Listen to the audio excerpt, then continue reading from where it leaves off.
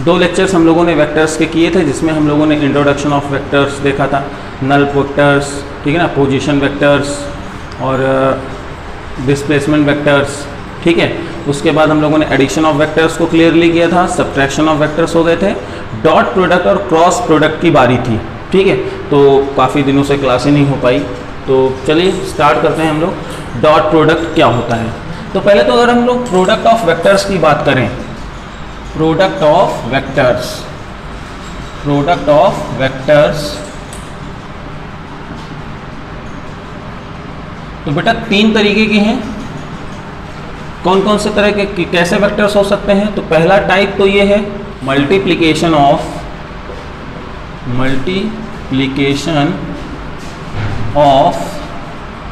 One vector with scalar, है ना। एक तो ये टाइप हुआ। तो इसमें हम लोग क्या करेंगे? इसमें हम लोग करेंगे जैसे सपोज कोई वेक्टर हमारे पास ये है AXI AYJ प्लस AZK, ये कोई वेक्टर था। और अगर मुझे वेक्टर B मिल रहा है जो कि n times multiplication of A है, तो बेटा ये अगर n एक कांस्टेंट है तो हम लोग क्या लिखेंगे?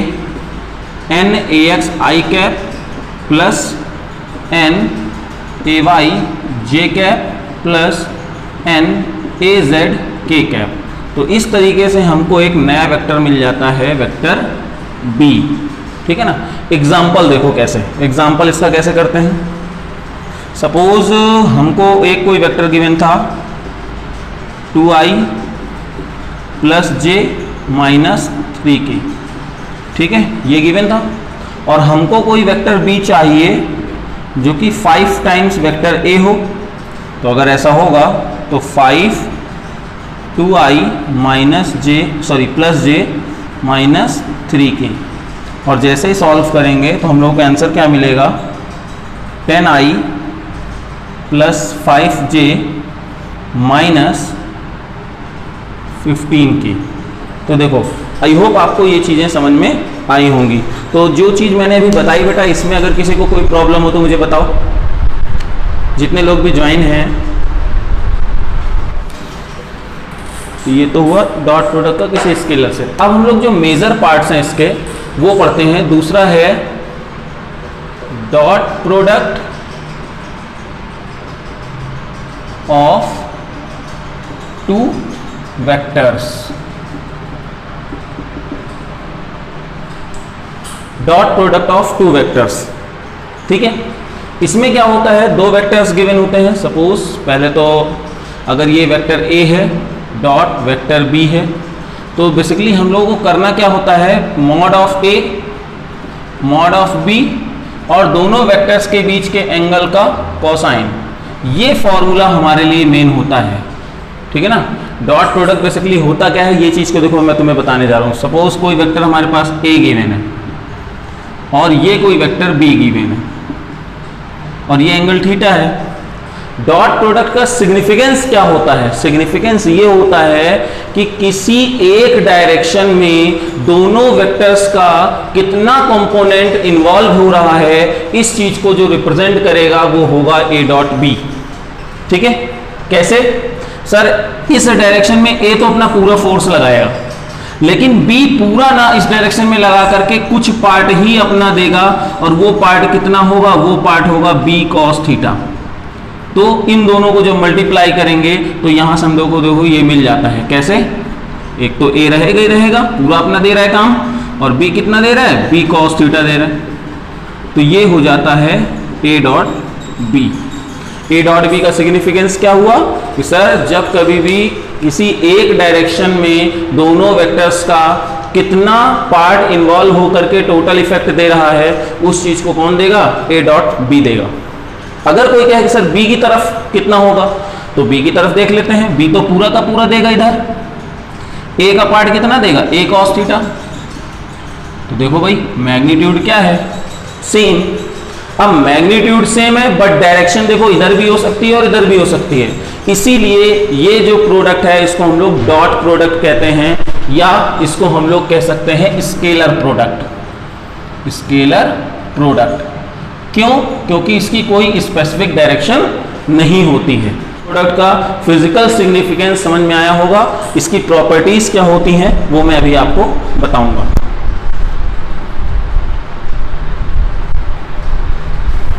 दो लोग ज्वाइन होने थे।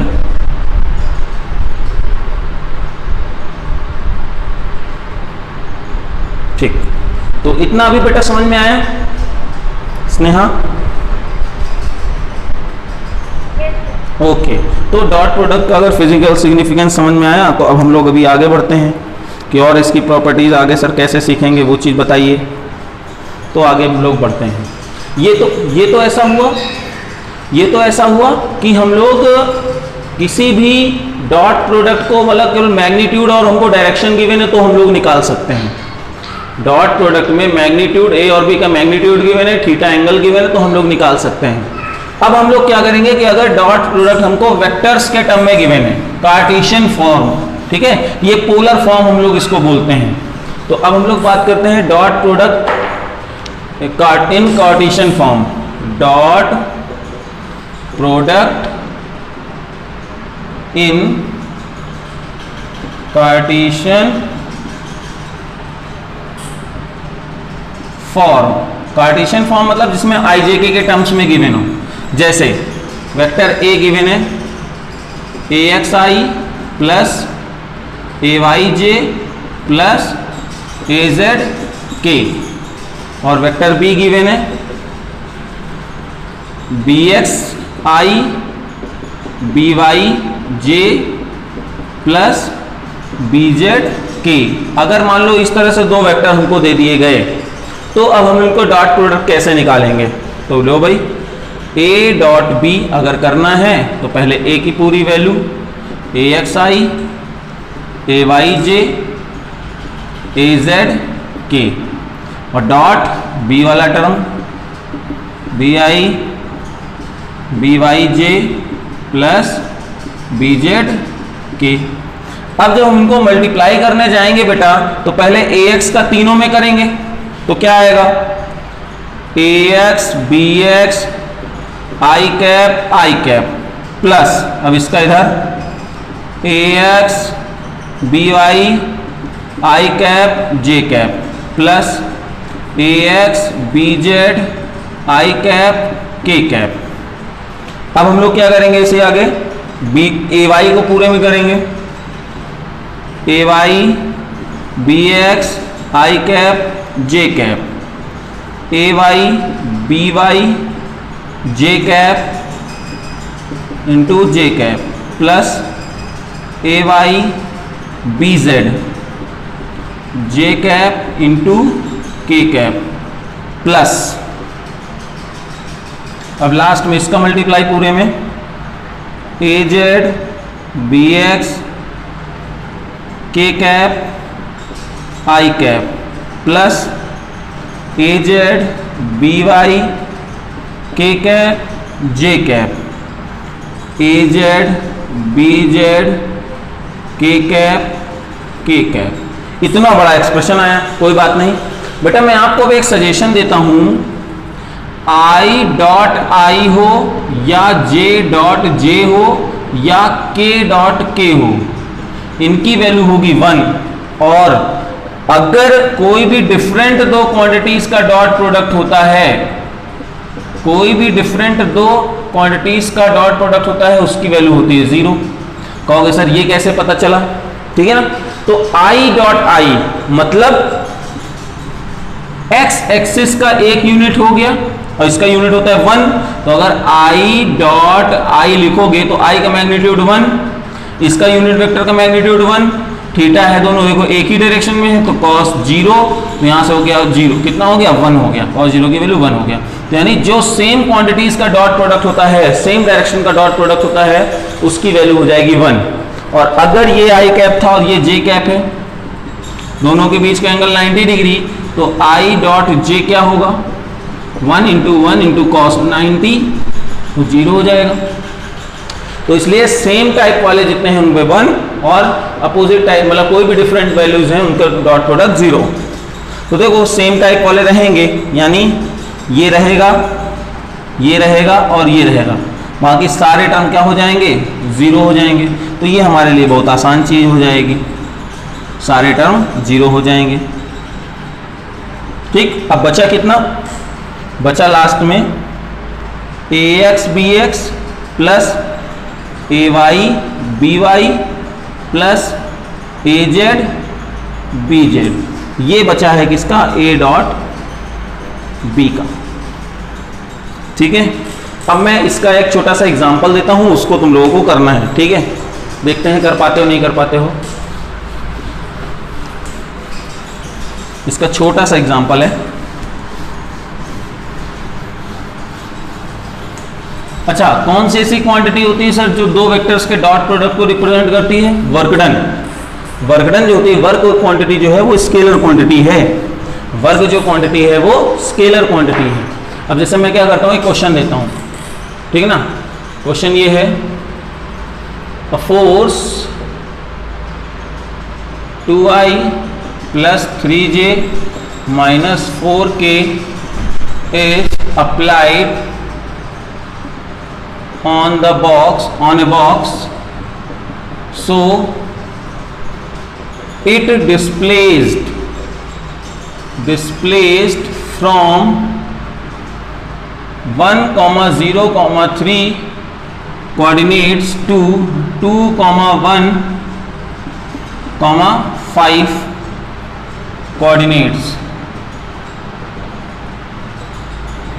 Then find the work done, find the work done। जरा इस क्वेश्चन को करिए, आप लोग देखें कर पाते हो नहीं कर पाते हो,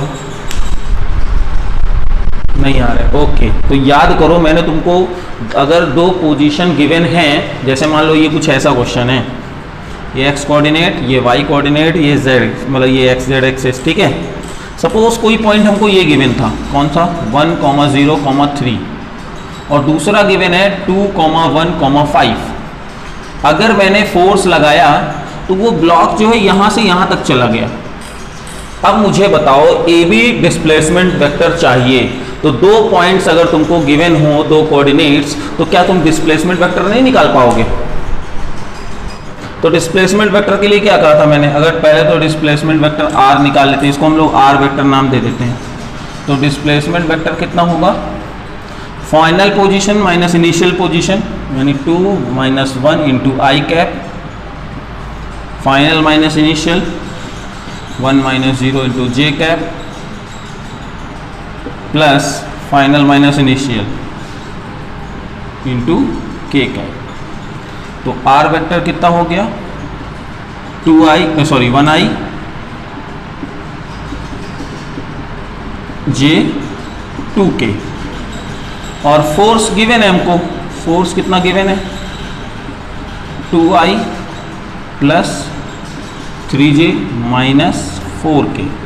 बस आपको वर्कडन चाहिए ना सर। अब वर्कडन तो स्केलर क्वांटिटी होती है जो कि फोर्स और डिस्प्लेसमेंट के डॉट प्रोडक्ट से मिलकर बनती है। डॉट प्रोडक्ट मतलब i का कोफिशिएंट का मल्टीप्लाई, j का j कोफिशिएंट से मल्टीप्लाई, और इसका इस कोफिशिएंट से मल्टीप्लाई। क्योंकि अभी मैंने आपको बताया ना कि अगर सेम टाइप की क्वांटिटी है उसको डायरेक्ट आप मल्टीप्लाई कर दीजिए, और बाकी सारे जो होंगे जे के का, के और पाई का, वो सब क्या हो जाना है, जीरो हो जाना है। तो ये कितना हो जाएगा, 5 इधर -8 इधर -3 joule. This is the right answer. Sneha तुम कर पाई थी ये, तो इस तरह का ये हुआ, दूसरा पॉइंट हो गया। यानी अगर तुमसे कोई पूछता है कि डॉट प्रोडक्ट होता क्या है, तो मैंने आपको बताया sir, dot product is the product of magnitude of one vector and component of another vector in the direction of first vector.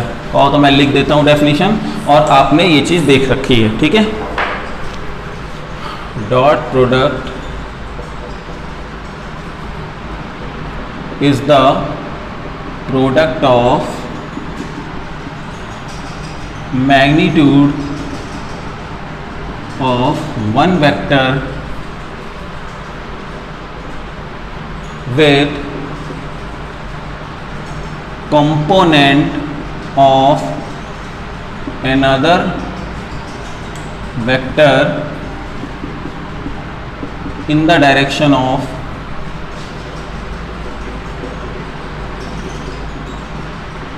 First vector. ठीक है, देखा है अभी आपने, A dot B, A B cos theta लिखो या फिर B इधर कर दो, ए उधर कर दो, चलेगा। ठीक, ये चीज़ थी। तो डॉट प्रोडक्ट भी आपने सीख लिए। अगर पोलर कोऑर्डिनेट्स दिए हुए हैं तो इस तरह से करना है। अगर आपको इस तरह वाले कोऑर्डिनेट्स गिवन हैं,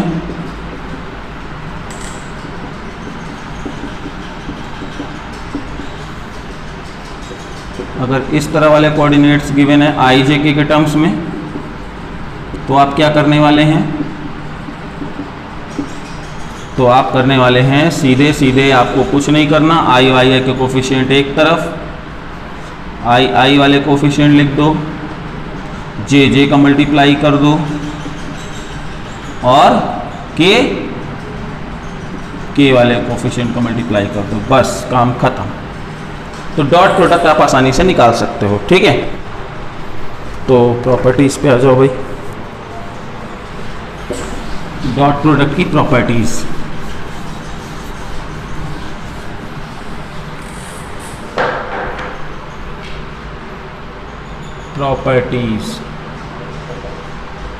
नंबर 1, इट फॉलो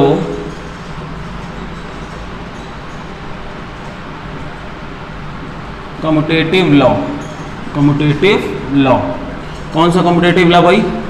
सर, अगर किसी ने ए डॉट बी लिखा है और गलती से किसी ने बी डॉट ए लिख दिया है तो कोई भी प्रॉब्लम नहीं है, कोई दिक्कत नहीं। आप बी पहले लिखो, ए पहले लिखो, कोई दिक्कत नहीं। ठीक, ओके। दूसरी property, it follow distributive law. Distributive law किसका मतलब क्या हुआ सर? अगर ए है dot vector B plus vector C लिखा हुआ है, ठीक है, तो कोई दिक्कत नहीं, आप जो है इसको ए को दोनों में मल्टीप्लाई करा दो, ये चीज़ फॉलो हो जाएगी। ठीक, ये चीज़ फॉलो हो जाएगी। ठीक है, क्लियर है? Third point,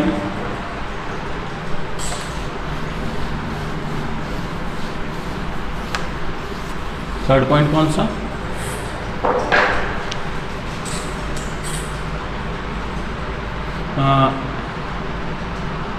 dot product of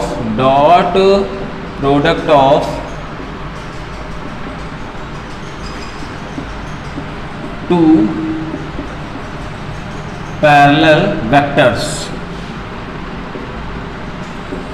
parallel vectors, दो डॉट प्रोडक्ट का पैरेलल वेक्टर्स क्या होगा? तो कुछ नहीं बेटा, पैरेलल वेक्टर्स का मतलब देखो, ये वेक्टर ये वेक्टर, तो यहाँ थीटा की वैल्यू कितनी है? 0। तो अगर थीटा की वैल्यू 0 है तो ए डॉट बी क्या आएगा? केवल दोनों का मैग्नीट्यूड, बस cos 0 की वैल्यू हो जाती है 1, तो ए और बी दोनों का मैग्नीट्यूड जो होगा वही उनका क्या कहलाएगा? डॉट प्रोडक्ट कहलाएगा। ठीक है, और अगर ये दोनों परपेंडिकुलर क्या होता है? Dot product of two perpendicular vectors, dot product of two perpendicular vectors, दो वेक्टर्स का परपेंडिकुलर क्या होता है? 0। कैसे सर? परपेंडिकुलर वेक्टर भाई देखिए, थीटा की वैल्यू कितनी है? 90, थीटा 90, तो cos 90 की वैल्यू हो जाएगी 0, तो a डॉट b जो होगा वो क्या हो जाएगा? Mod a mod b cos 90, तो mod a into sorry vector जो हो जाएगा कितना हो जाएगा? 0 हो जाएगा। तो बोलो इतनी बात समझ में आई तुमको? स्नेहा, स्नेहा ये बातें समझ में आ रही है? कोई डाउट है इसमें? कोई डाउट तो नहीं जो मैं बोल रहा हूँ? ओके, सब छोटे छोटे पॉइंट्स थे। ठीक है, लास्ट एक पॉइंट है कि सर दो वेक्टर्स के बीच में एंगल कैसे निकालते हैं, है ना? दो वेक्टर्स के बीच में एंगल कैसे निकाल सकते हैं?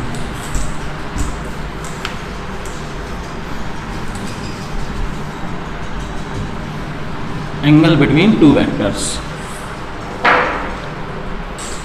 फाइन लास्ट है एंगल बिटवीन टू वेक्टर्स। कैसे? तो सर देखिए अभी आपने बोला है ए डॉट बी जो होगा mod A mod B cos theta होता है, तो हम लोग लिख सकते हैं cos theta is equal to mod vector A vector B upon mod A into mod B. ठीक है, ये फॉर्मूला है। दो वेक्टर्स के बीच में अगर कभी एंगल निकालना पड़ जाए तो आप इस तरीके से निकाल सकते हैं।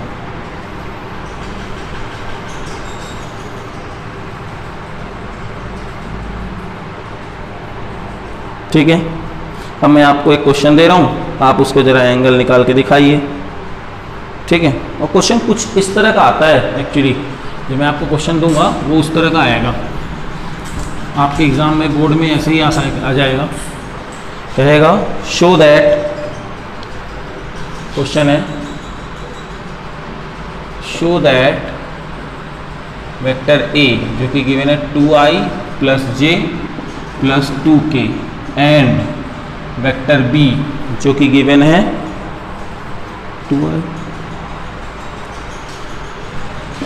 2i minus 2j plus k minus k है। ठीक है, are perpendicular vectors to each other, are perpendicular vectors to each other. ये चीज है, जरा ट्राई करो इसको। कैसे करेंगे? सिंपल सी बात है, कॉस थीटा की वैल्यू क्वेश्चन 90 डिग्री होती है। तो अब मुझे क्या करना है कि अगर यहां पे ये दोनों वेक्टर्स परपेंडिकुलर होंगे तो कॉस थीटा जो भी हम लोगों ने फॉर्मूला लिखा है ना, cos theta is equal to vector A dot vector B upon mod A into mod B की वैल्यू कितनी होनी चाहिए? 0 होनी चाहिए, तभी थीटा की वैल्यू क्या आएगी? 90 डिग्री आएगी। तो बस इस चीज को प्रूफ करना है। जरा देखो, इसको पहले ए डॉट बी ऊपर निकाल लो दोनों का, मॉड ए ले लो मॉड बी ले लो, वैल्यू चेक करो, देखो 0 आ रहा है क्या? और आकांक्षा तुम ओके,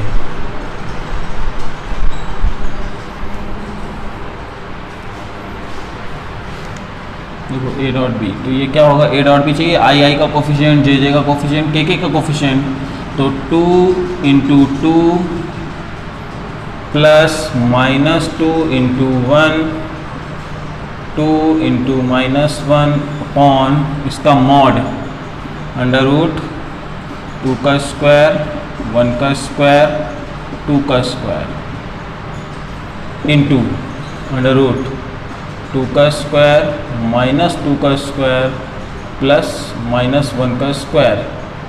तो यहाँ जब करने जाएंगे 4 माइनस 2 अपॉन अंडर रूट 4 4 8 9, तो यानी 3 4 4 8 प्लस 1 9, तो 3.3, तो यानी 0/9 0।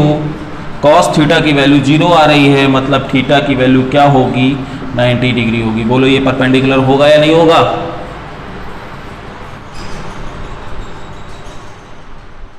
8